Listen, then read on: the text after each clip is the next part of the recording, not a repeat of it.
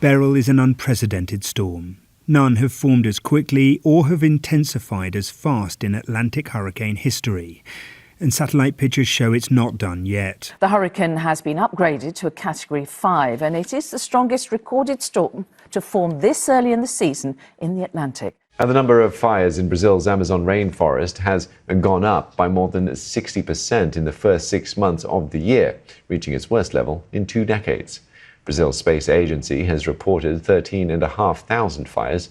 The country's environment minister says most of the fires have been initiated by farmers clearing the land for agriculture.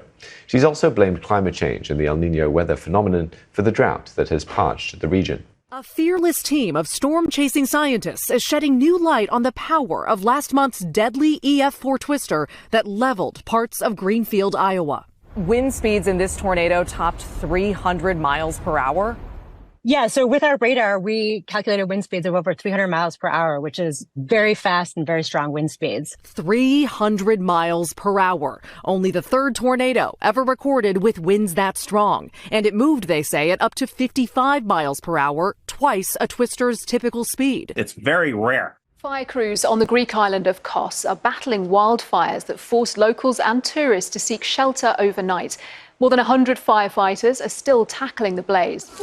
Dozens of fires broke out across the country over the weekend, and people planning holidays to Greece are warned there could be more to come over the summer, as the country's had its warmest winter and earliest heatwave on record already this year. The question now, will it hit us here in the U.S., where a scorching heat wave has 120 million people under heat alerts tonight?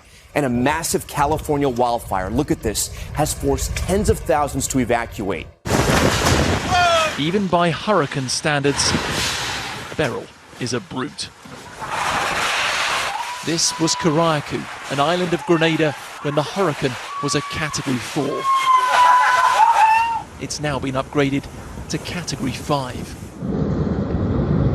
160-mile-an-hour winds and savage storm surges have left swathes of the Caribbean flattened and flooded.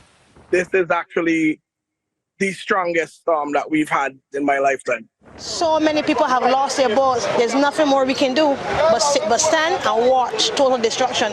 Our livelihood going down the drain. To see storms on this scale is rare. In July, it's almost unheard of.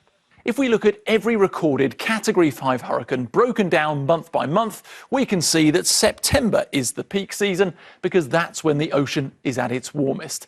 Now, Beryl, on the 2nd of July, is 2 weeks earlier than the previous earliest, set in 2005. And here is a key reason why. This line shows the surface temperatures in the tropical area of the Atlantic, whilst the red line shows this year. It's already nearly as warm now as it is at the September peak.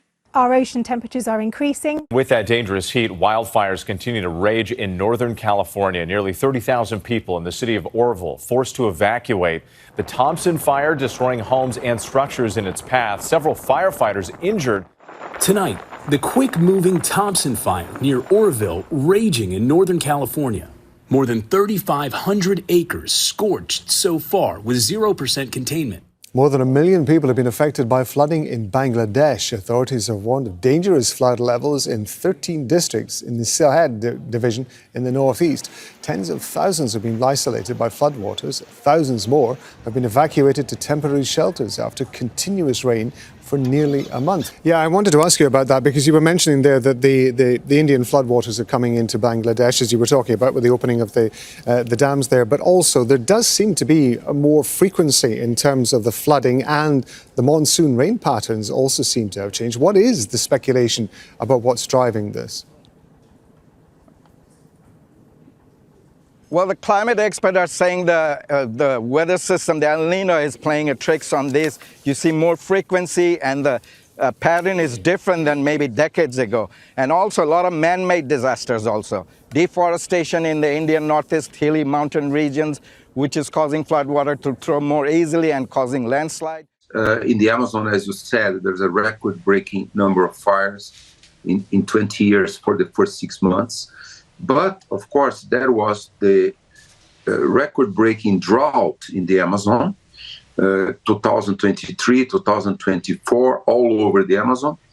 And this is related to a strong El Nino phenomena from June, July 2023 through April, May 2024, but also record-breaking North Atlantic Ocean temperature that is changing the climate of the whole planet, including, as your report showed earlier, this almost record-breaking hurricane now hitting, in the Caribbean. This is all related to this very, very hot temperature in the ocean. So that induced this record-breaking drought. But of course, when there is a record-breaking drought, there is not many lightnings. So lightning ignited fires are very, very little.